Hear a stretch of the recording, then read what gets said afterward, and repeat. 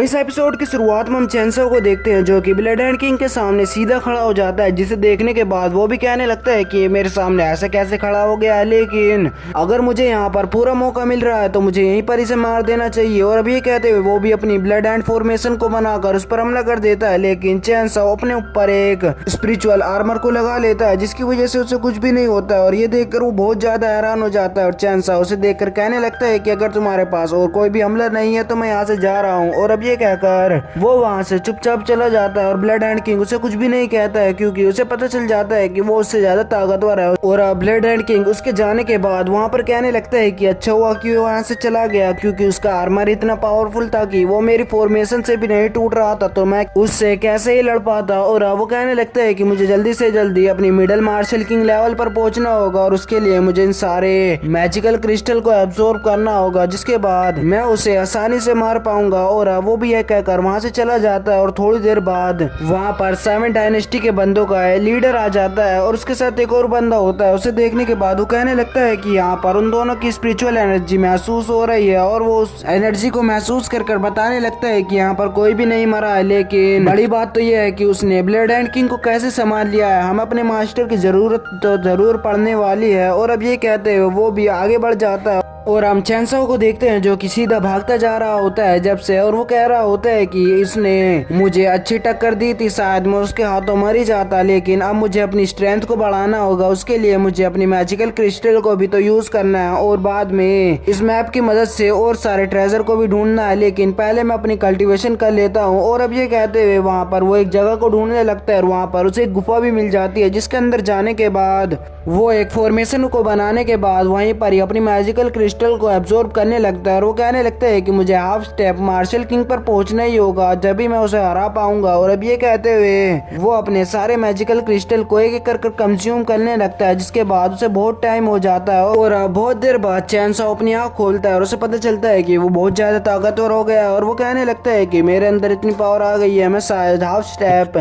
Martial king reel पर पहुंच गया हूँ। और अब ये कहते हुए वो अपनी और भी फॉर्मेशन को बनाने लगता है और आगे कल्टीवेशन करने के लिए स्टार्ट कर देता है। और अब वो अपनी कल्टीवेशन को आगे बढ़ा ही रहा होता है कि उसकी कल्टीवेशन एकदम से ही रुक जाती है और ये देखकर वो हैरान होता है और वो कहने लगता है कि मैं आगे मार्शल किंग रील पर क्यों नहीं पहुंच पा रहा हूँ, क्या पता। और तभी सीन चेंज होता है और वहाँ पर ब्लड हैंड किंग को देखते हैं जो कि गुस्से में बाहर आता है और वो कहने लगता है कि मैं अच्छा खासा मार्शल किंग रीन पर पहुंच जाता, लेकिन मेरे पास और भी मैजिकल क्रिस्टल नहीं है, अगर वो होते तो मैं उसे आसानी से हरा पाता, लेकिन अब भी मेरे पास इतनी स्ट्रेंथ है और मेरी पावर बढ़ गई है जिसके लिए मैं उसको आसानी से हरा सकता हूँ। और अब वो हंसते हुए एक जगह पर अटैक करता है जिसकी वजह से वो पूरी जगह तबाह हो जाती है और अब वो हंसता हंसता वापस से अंदर जाने लगता है और सीन चेंज होता है और अब बाहर 7 डायनेस्टी के लीडर के भेजे हुए खत की मदद से 7 डायनेस्टी के और भी मास्टर वहाँ पर आ जाते हैं। वहाँ आने के बाद वो उसी बंदे के बारे में पूछने लगते हैं और वो कहने लगते हैं कि वो अंदर ही होगा। और अब ये कहते हुए वो चेंसो को मारने के लिए अंदर चले जाते हैं और वहाँ पर और भी बंदे आ जाते हैं जिसमें इस बंदे का भी फादर होता है और वो बहुत ही गुस्से में अंदर चला जाता है। और अंदर हम देखते हैं कि चेंसो अपनी कल्टीवेशन को अब भी कर रहा होता है और अब उसे समझ आ जाता है कि वो मार्शल किंग रील पर क्यों नहीं पहुंच पा रहा था। और वो कहने लगता है कि मेरे पिछले जन्म में मैं तो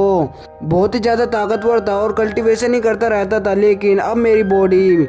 मार्शल किंग रील पर जाने के लिए तैयार नहीं है और अभी इसके लिए मुझे अभी और भी मेहनत करनी होगी। और अब जब चेंसो को पता चल ही जाता है तो वो अपने मैप को लेकर आगे बढ़ने लगता है और वो कहने लगता है कि मुझे अब यहाँ पर स्पिरिचुअल ट्रेजर को ढूंढ ही लेना चाहिए। और अब वो आगे बढ़ ही रहा होता है कि वहाँ पर वो महसूस करता है कि लगातार ठंड बढ़ती जा रही होती है और अब वो और भी आगे बढ़ने लगता है। वहाँ पर वो बहुत सारी डार्क एनर्जी को महसूस करता है और आगे देखने के बाद उसे पता चलता है कि वहाँ पर बहुत सारे भूत हवा में उड़ रहे होते हैं और उसे देखने के बाद वो चेंसो पर हमला कर देते हैं, लेकिन चेंसो भी उन पर हमला करने लगता है और उन्हें एक एक कर अपनी स्पिरिचुअल पावर से उड़ाने लगता है, लेकिन वो बार बार उस पर हमला कर रहे होते हैं। और ये देखकर वो उन्हें ज्यादा गौर से देखने लगता है तो उसे पता चलता है कि वो अपने आप को स्प्लिट कर रहे होते हैं और वो 1 से 2, 2 से 4, 4 से 8 हो रहे होते हैं, जिसे देखने के बाद चेंसो अपने ऊपर आर्मर और एक शील्ड को लगा लेता है जिसकी वजह से वो उसके पास तो नहीं पहुंच पा रहे होते हैं। ये देखकर वो उसकी शील्ड को ही कंज्यूम करना चालू कर देते हैं, जिसे देखने के बाद वो हैरान होता है और वो कहने लगता है कि इससे भी काम नहीं बनेगा, तो वो अपने green lotus demon fire technique का यूज करने लगता है जिसकी वजह से वो अब जल रहे होते हैं। ये देखकर वो उसी टेक्निक को यूज कर वहाँ पर एक बहुत ही बड़ा ब्लास्ट कर देता है जिसकी वजह से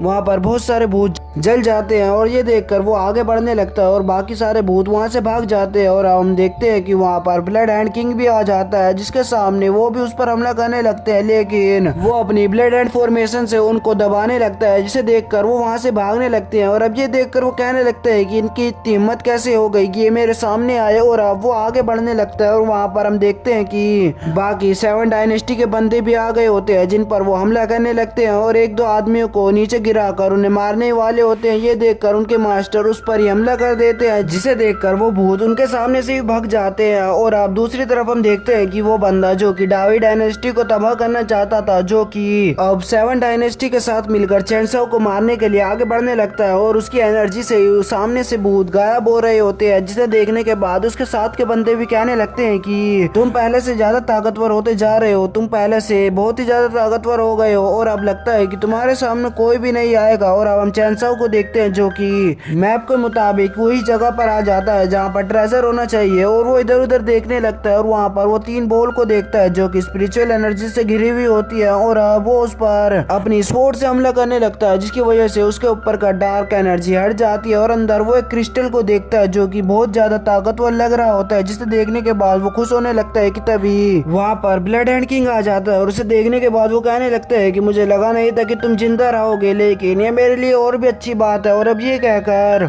वो अपनी एनर्जी से ब्लड हैंड फॉर्मेशन को बनाकर उस पर हमला कर देता है, जिसका सामना करने के लिए वो उसके सामने आ जाता है। और अब यहीं पर यह एपिसोड खत्म हो जाता है।